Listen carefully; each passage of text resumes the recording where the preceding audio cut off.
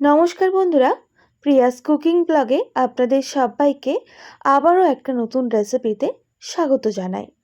আজ আমি আপনাদের সঙ্গে ডিম আর মুসুর ডালের একটি ভিন্ন স্বাদের রেসিপি শেয়ার করব, যা একবার বানানোর পর বাড়িতে কিন্তু এইভাবে বারবার বানাবেন। বাচ্চা থেকে বড় সবাই কিন্তু খুবই মজা করে খাবে।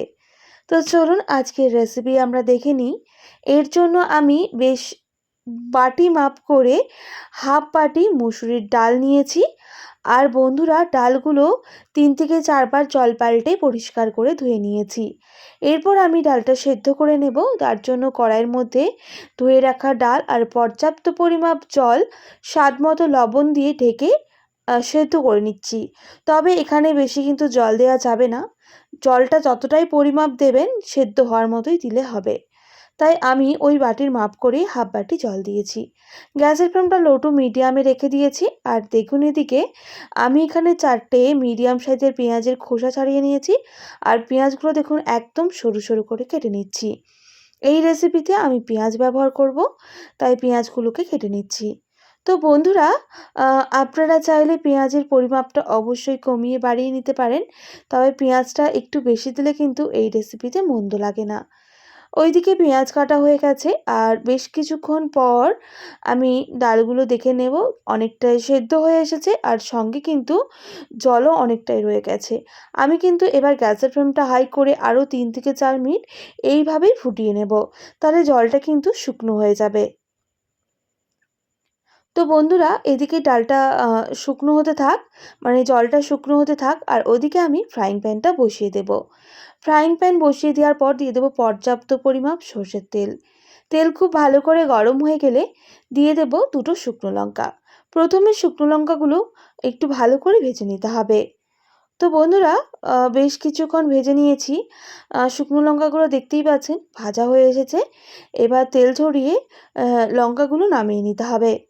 আপনারা যদি ঝালটা একটু বেশি খেতে চান সেক্ষেত্রে আরও 3-4টা শুকনো লঙ্কা ব্যবহার করতে পারেন।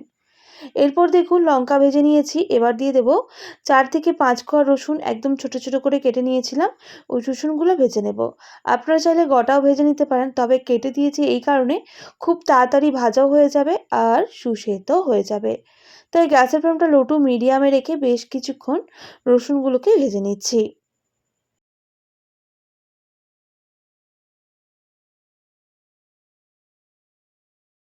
তো বন্ধুরা দেখুন, রসুনগুলো ভাজা হয়ে গেছে, বেশ লালচে করে ভেজে নিয়েছি। এবার তেল ঝরিয়ে রসুনগুলোকে নামিয়ে নিতে হবে। যে পাত্রের মধ্যে শুকনো লঙ্কা রেখেছি ওই পাত্রের মধ্যেই আমি নিয়ে নিচ্ছি। বাকি তেলের মধ্যে আমি কেটে রাখা পেঁয়াজগুলো ভেজে নেব।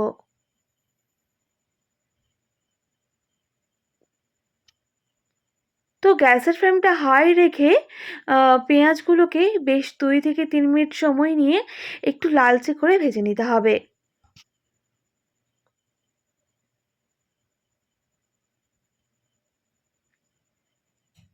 তো বেশ কিছুক্ষণ ভেজে নিয়েছি।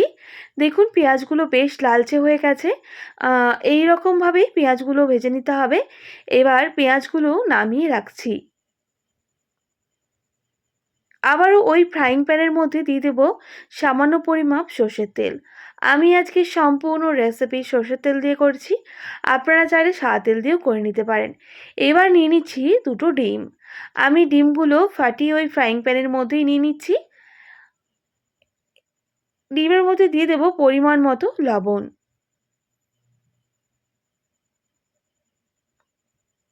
লবণ দেওয়ার পর খুব ভালো করে মিক্স করে নেব। আর ডিমগুলো একদম যেভাবে ডিমের ভুজিয়া হয় একদম ছোট ছোট টুকরো করে ডিমগুলোকে ভেজে নেব।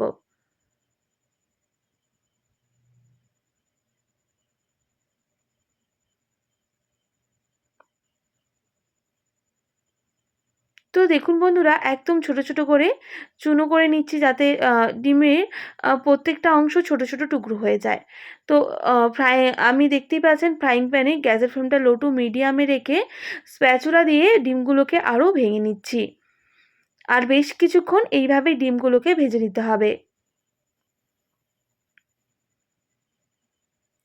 তো বন্ধুরা দেখুন, ডিমগুলো বেশ লালচে করে ভেজে নিয়েছি। এবার নামিয়ে রাখছি। আবারও ফ্রাইং প্যানটা পরিষ্কার করে বসিয়ে দিলাম। দিয়ে দেবো পর্যাপ্ত পরিমাপ সর্ষের তেল। তেল দেওয়ার পর দিয়ে দেবো গোটা জিরে, সামান্য পরিমাপ গোটা সরিষা।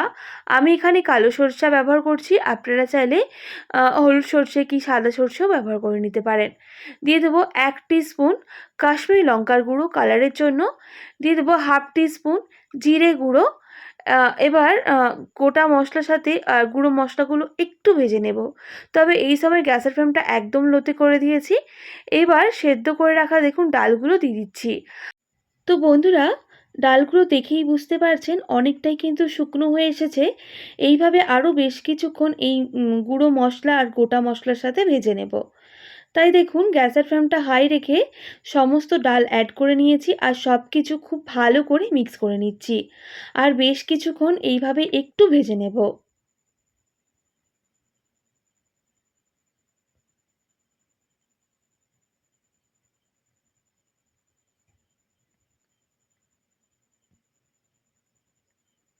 তো বেশ কিছুক্ষণ ভেজে নিয়েছি। দেখুন ডালটা কিন্তু আ আরও শুকনো হয়ে গেছে।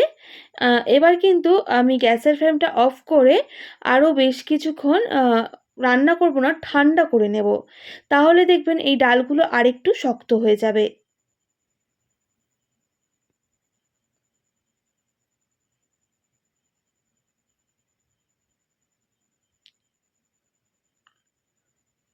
তো বন্ধুরা, বেশ কিছুক্ষণ ঠান্ডা করে নিয়েছি। এবার একটা বড় পাত্র নিয়ে নেব। পাত্র আ নিয়েছি এই কারণে দেখুন আমি কি করতে থাকি। এরপর যে ভেজে রাখা রসুন আর শুকনো লঙ্কা প্রথমে দিয়ে দিলাম। এরপর শুকনো লঙ্কা আর রসুনটা হাত দিয়ে খুব ভালো করে মেখে নিতে হবে। আপনাদের আগেও বলেছি, এখনও বলছি, আপনাদের যদি ঝালটা বেশি খেতে পছন্দ হয় সেক্ষেত্রে আরও কয়েকটা শুকনো লঙ্কার ব্যবহার করে নিতে পারেন। শুকনো লঙ্কা আর রসুন খুব ভালো করে মেখে নিয়েছি। এরপর দিয়ে দেবো ভেজে রাখা পেঁয়াজ, সঙ্গে দিয়ে দেবো ধনেপাতা কুচি আর সমস্ত কিছু আবারও একবার হাত দিয়ে মেখে নিচ্ছি।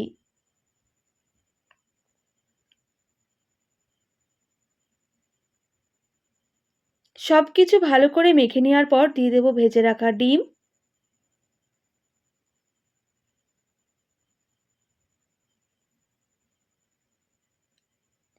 আর সেদ্ধ করে রাখা ডাল। দেখতেই পাচ্ছেন ডালটা কিন্তু অনেকটাই শক্ত হয়ে গেছে।